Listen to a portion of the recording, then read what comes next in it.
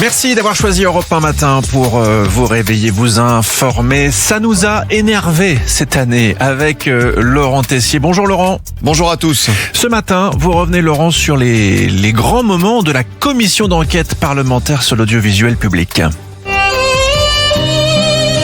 67 auditions, 234 personnes auditionnées. Mes journées n'ont plus les mêmes saveurs. Des heures à écouter, à réécouter le journaliste de France Inter, Patrick Cohen, tenter de se défendre en commission après son café l'an dernier avec deux responsables du PS. Et cette phrase de Thomas Legrand, nous on fait ce qu'il faut pour Rachida Dati, Patrick et moi. Émotion amplifiée par une opération de propagande sans limite.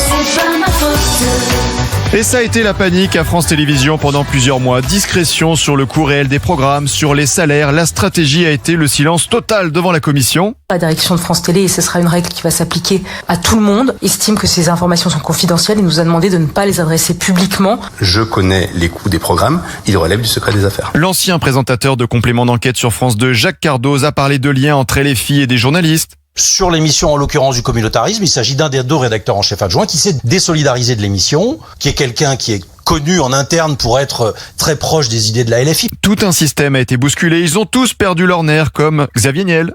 Là, c'est un manque de respect, je vous laisse 10 minutes, je vais laisser la parole à monsieur Nomet. Si vous voulez pas m'entendre. Mais je vous entends. Charles Aloncle, député UDR, rapporteur de la commission d'enquête parlementaire sur l'audiovisuel public, a dérangé tout un système avec ses questions précises, comme Delphine Ernotte, la patronne de France Télé, et ce déficit cumulé de 81 millions d'euros entre 2017 et 2024. Moi, ça fait 30 ans que je manage les entreprises, d'accord ?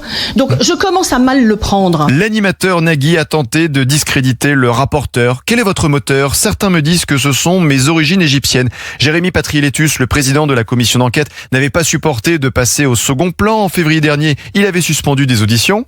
Merci, messieurs les ministres. Mais non, mais Jérémy, franchement, mais qu'est-ce que tu fais là ? Pourquoi j'avais encore plein de questions à poser. Le rapporteur Charles Aloncle aura eu à subir en retour toute la foudre du système, de l'émission Quotidien à la présidente de l'Assemblée nationale, Yael Braun-Pivet. Je suis en train effectivement de rappeler à l'ordre le rapporteur. Aloncle, pendant les auditions, il est inquisitorial. Une commission d'enquête parlementaire qui décidément a de sacrés spécimens à sa tête. Certaines personnes auditionnées nous ont fait sourire quand le journaliste de Libération Thomas Legrand avait voulu nous faire une révélation en décembre.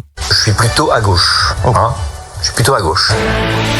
This is CNN Breaking News. Et surtout, cette information du rapporteur Charles Aloncle, mon moment de grâce, la prime coiffure. Sur les 65 primes qui sont recensées et accordées aux salariés de Radio France, on retrouve une prime coiffure. Quelle curieuse idée, des mois d'audition et tout le monde a en tête aujourd'hui que l'audiovisuel public nous coûte 4 milliards d'euros. Une prime coiffure.